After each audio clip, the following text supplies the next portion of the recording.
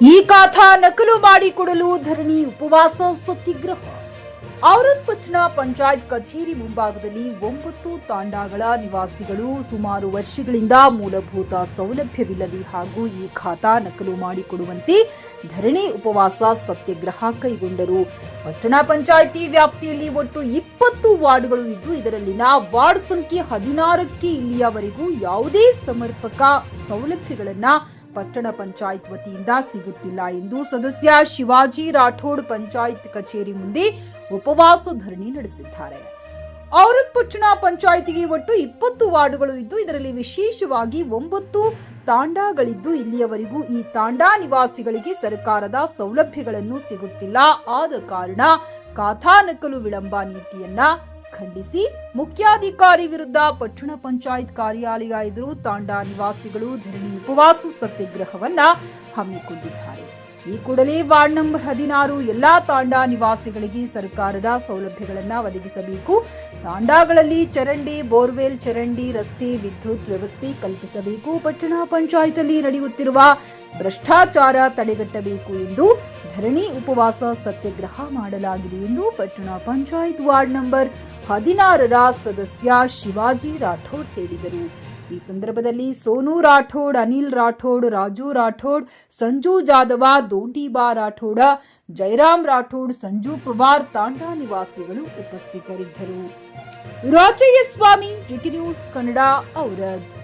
ನಾನು ಕೃಷ್ಣ ಚವ್ಹಾಣ್ ಇಂದ್ರನಗರ್ ತಾಂಡಾ ನಿವಾಸಿ ಆಗಿದ್ದು ನಾನು ಇಂದು ಪಟ್ಟಣ ಪಂಚಾಯತ್ ಔರಾದ್ ತಾಲೂಕಾ ಇದರ ಮುಂದೆ ಧರಣಿ ಮಾಡುವುದ ಕಾರಣ ಏನೆಂದರೆ ನಮಗೆ ಮೂಲಭೂತ ಸೌಕರ್ಯಗಳು ಮತ್ತು ಅನೇಕ ಪ್ರಕಾರದ ನಮ್ಮ ತಾಂಡಾ ರಸ್ತೆ ಆಗಲಿ, ನಮ್ಮ ಒಳಚರಂಡಿಗಳ ಕೆಲಸ ಆಗಲಿ ಮತ್ತು ಲೈಟಿನ ವ್ಯವಸ್ಥೆ ಆಗಲಿ ಮತ್ತು ಏನೋ ಹಲವು ಪ್ರಕಾರದ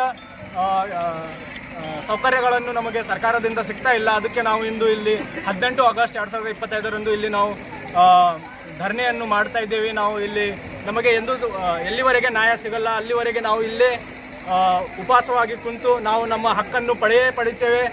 ಬೇಕೇ ಬೇಕು. निवेदन करना चाहता हूं कि हमारी जनता मूलभूत सुविधा से वंचित है. ये सुविधा और तांडे का मालकाना हक कई पीढ़ियों से हमें नहीं मिल रहा है.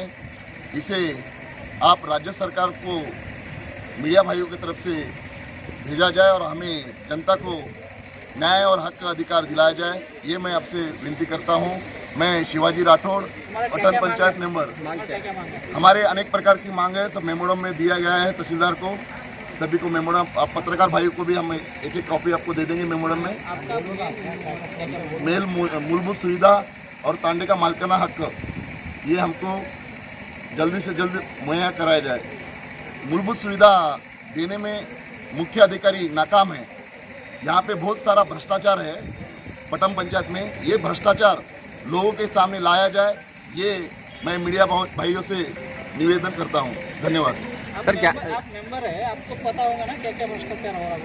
भ्रष्टाचार हम सब वो लेटर देके जितने भी हमारे हेड्स है, जितने हेड्स आते हैं म्यूनसिपालिटी में, वो हेड्स के हम डिमांड किए कि बाबा आप कोई भी हम काम पूछ रहे मुख्य अधिकारी को तो बजट नहीं बोलते हो. हर हमेशा बजट नहीं है, बजट नहीं बोलते.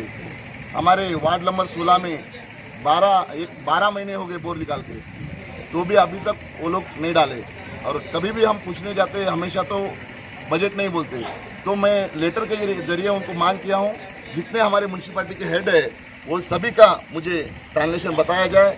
और वो ट्रांसलेशन देखने के बाद खुद ब खुद से मालूम हो जाएगा कि यहाँ पे कितना भ्रष्ट हुआ है. और ये मुख्य अधिकारी पूरा भ्रष्ट है. इनको सख्त से सख्त कार्रवाई मिलनी चाहिए मुख्य अधिकारी को. लोगों को न्याय और हक नहीं मिल रहा है मूलभूत सुविधाएं का. सर, तुम कितने दिन का ऐसे बैठेंगे तो सत्याग्रह हम जब तक हमारी लोगों की मांगे पूरी नहीं होती हम कंटिन्यू सत्याग्रह करेंगे. न्याय मिले तक सत्याग्रह बैठेंगे.